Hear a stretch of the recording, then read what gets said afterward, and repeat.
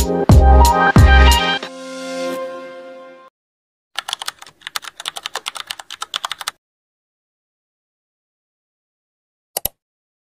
gabi po sa inyo. Maaari niyo po ipakilala ang pangalan, edad at kung taga saan po kayo. Ako si Judith Oliverio, 42 years old, taga Barangay Tuburan Sur, Danau City. Meron po akong mga iilang katanungan po dito na inihanda para sa inyo patungkol po sa nagdaang Bagyong Tino. So, ano po ba ang inyong paghahanda na inyong ginawa nung nalaman niyo po na may paparating na bagyo? Anong nalaman ko na may paparating na Bagyong Tino, unang-una is yung paghahanda sa bahay. Katulad ng mga posibleng magiging damage ng bagyo. So, unang-una kong ginawa is tinali ko yung mga yero just in case, yung bubong just in case na lumakas yung hangin. At saka, and then, nagbili na din ng mga instant food kung sakasakali. Nung nanlasa po ang Bagyong Tino, ano po ba ang pangyayari na inyong naranasan? Actually, nung time, sa area namin, hindi naman ganun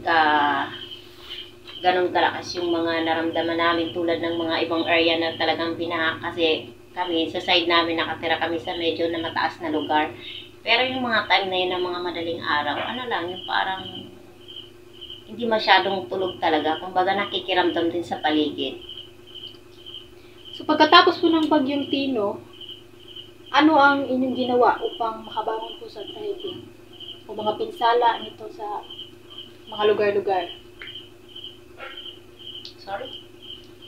Pagkatapos po ng Bagyong Tino, ano po ang inyong ginawa upang makabangon sa trahedya?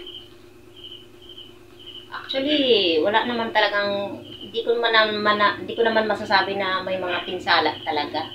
Ano lang, siguro pagdating lang sa trabaho, delete lang talaga, hindi kami nakabalik kaagad. Ganun lang. Kasi parang inayos pa kasi may mga affected area din kami na tungkol din sa trabaho namin na apektado din yung ibang area sa mga kasamahan ko. Kaya parang delete lang yung balik trabaho namin. Pagkatapos po ba ng bagyo, meron po bang tulong na naibigay sa inyong gobyerno para sa inyong pagsisimula? Actually, nagbigay naman yung mga government para dun sa mga katulad ng mga ayuda, dun sa mga tinamaan talaga o may mga pinsala talaga.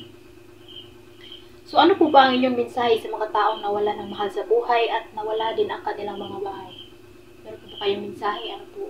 Siguro na lang, para sa mga nawala ng buhay, lahat naman ang nangyayari, hindi natin kagustuhan, just lang may alam. So, i-turn into positive na lang natin kung bakit nangyari yun.